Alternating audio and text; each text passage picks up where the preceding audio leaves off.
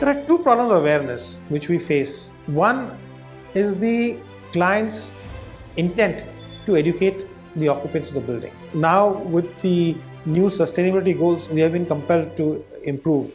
But earlier on, a couple of decades ago, it was only looked at as a cost. इनको ज़्यादा सिखाएंगे तो they will start not coming to work. This problem has already started. People don't want to come to work in office, and if they start talking that the indoor environment is not good, what will we do? In fact, there are some offices who are talking about displaying the indoor air environment on a digital board.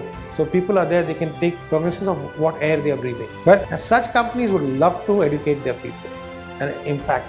And when you're talking about indoor environments, there's a responsibility of the occupiers of building to keep the air clean.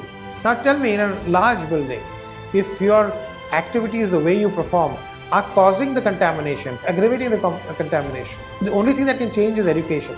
For example, most of the dust coming in a positive charge building is coming through shoes, which is while entering the building. You're bringing dust in. So if people can be educated that you walk over a 20 feet mat before you enter the main building, so that will capture a lot of the dust before you enter. Another contaminant is dropping of hair, skin. So you individually are the biggest contaminant. The building is not contaminating the air, you are contaminating the building.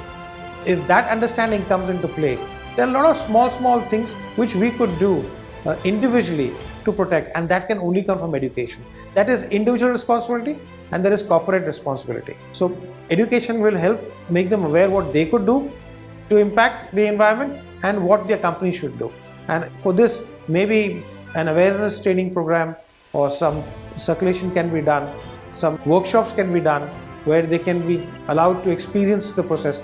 Just yesterday, I was sitting in my office and my building is totally wired. I'm watching the indoor environment, outdoor environment, the wind velocity, and this is specifically done not only to keep us healthy, to train our team and get our team attuned to the environment. I noticed VOC is high. I asked my colleague, "Arey VOC upar kyun gaya? Why is it going up?" And he said, "Sir, galti meri hai, maine perfume mara." Perfume. And that would take a reading immediately. So I'm just giving you an example. And some people are allergic to these perfumes. So even your cleaning chemicals have an impact. So there are many.